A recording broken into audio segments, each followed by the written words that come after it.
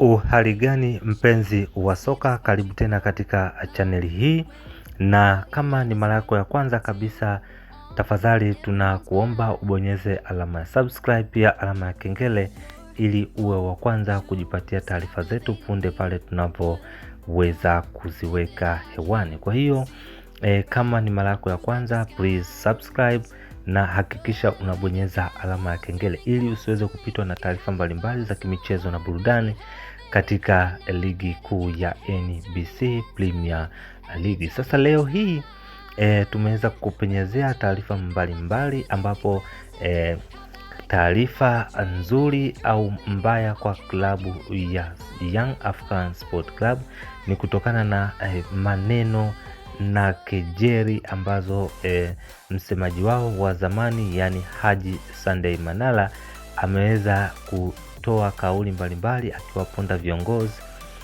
timu pamoja na mashabiki wa Young Africans Sport Club. Hichi kitendo kimeweza kuonesha kwamba jinsi gani Haji Manara amekuwa hana shukrani na timu ambaye imeweza kumchukua pale kipindi alivyokuwa ameagana na kama msemaji wa klabu ya Simba. Sasa leo hii Haji Sunday Manara katika kituo chake cha kufanyia kazi, yani Wasafi FM, ameweza kuongea maneno mbalimbali ya kuwaponda na kuwakera viongozi, wasemaji pamoja na mashabiki wa Young African Sport Club. Tumejua kwamba ni kwa sasa Haji Manara amekuwa ni mtangazaji katika kipindi cha Wasafi. Kwa hiyo tumeweza kuona kwamba amekuwa na ushawishi mkubwa sana wa kutoa taarifa mbalimbali za kimichezo. Huyu ni mojawapo ya mtu ambaye ana ushawishi mkubwa sana hapa nchini Tanzania.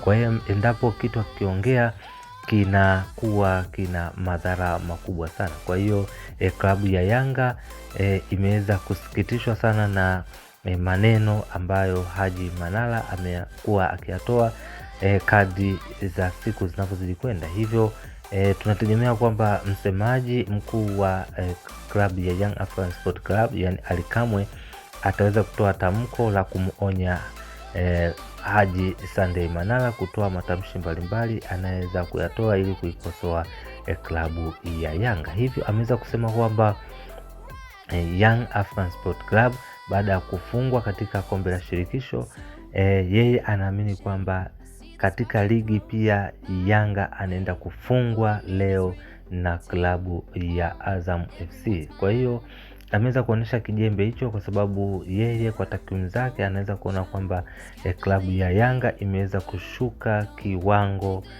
baada ya mabadiliko mbalimbali, au tuseme baada ya klabu ya Simba pia kujipatia umaarufu baada ya kuonesha kupata improvement kutoka dabi mbili zilizopita. Kwa hiyo haya maneno yameweza kuwakera sana mashabiki na wapenzi wa Yanga pamoja na viongozi. Hivyo tutegemee kauli kutoka kwa Ally Kamwe akiweza kumjibu Haji Manara. Tunajua kwamba naye Ally Kamwe huwa apoi, kwa hiyo muda wote ule anaweza kutoa matamshi kutokana na alichokiongea Haji Sunday Manara. Kwa taarifa mbalimbali, please usisahau kusubscribe na kubonyeza alama ya kengele.